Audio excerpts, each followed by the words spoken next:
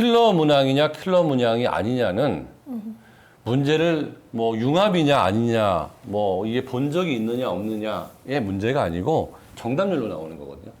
그러니까 생전 처음 보는 문제가 나온 거는 지금까지 계속이었어요. 그럼요. 근데 문제를 쉽게 낼 수가 있어요.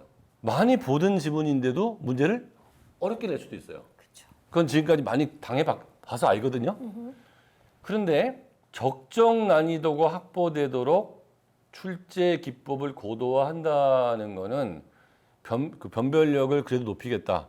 이게 이제 앞뒤가 좀 잘 안 맞아 들어가는 거예요. 왜냐하면 킬러 문항이라는 거는 정답률이 낮아야 되는데 정답률이 높으면서도 변별을 낮추겠다. 그거는 아주 간단한 방법밖에 없어요. 아주 너무 심플해요. 그렇죠. 제일 쉬운 문제가 예를 들어서 50% 정답률. 이거 계산해보면 바로 나와요. 50% 곱하기 50% 하면 곱하기 두 문제는 25%로 떨어지는 건가요? 네, 맞습니다. 이렇게 떨어지는 거예요. 그러니까 50% 곱하기 50% 곱하기 50%. 이 세 번을 곱하면 12.5%로 떨어지나요? 네. 이 세 개 다 맞는 경우는? 네. 그렇죠. 그러면 방법은 간단해요. 예를 들어서 80% 곱하기 80% 곱하기 가장 어려운 20%로 해버리면 이거 몇 퍼센트 되죠? 그것도 한 12.8% 정도 되는 것 같습니다. 12.8%죠. 즉 간단하게 말씀드리면 기존 수능이 이랬다는 거예요. 요 20%의 킬러 문제로 12.8을 만든 거예요. 문제였던 거죠.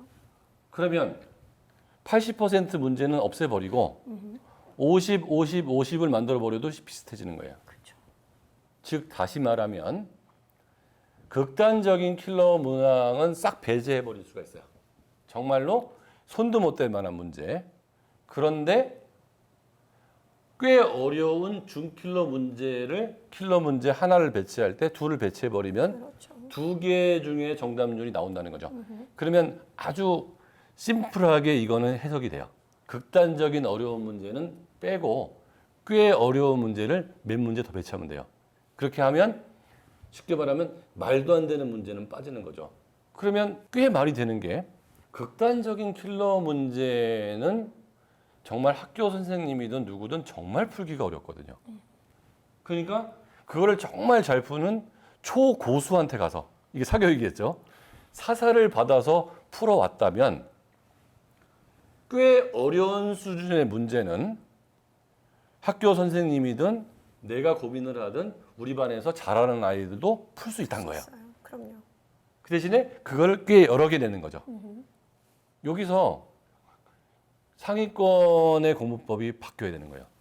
지금 현재 극단적인 킬러 문제를 푸는데 굉장히 노력을 들이고 있었던 아이라면 꽤 어려운 킬러 문제, 중킬러 문제가 여러 문제가 나오는데 중킬러 문제의 특징은 풀 수는 있지만 꽤 여러 문제가 나왔기 때문에 어떻게 풀어야 돼요?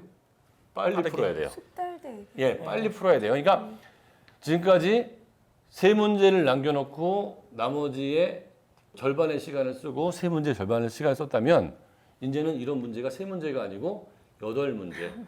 근데 풀만한데 어려운 8문제로 바뀌는 거죠. 그러니까 이거 공부하는 방법은 완전히 달라요. 그래서 중상위권 아이들은 바뀌는 수능 때문에 더 어렵게 느껴질 수도 있어요.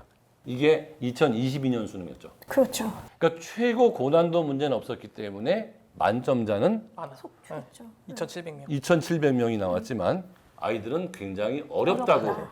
체감을 했었죠. 중상위권. 예, 그래서 이거는 킬러 문제는 없었고 중킬러 문제가 많이 나올 수 있으면 요거는 해결이 되는 거예요.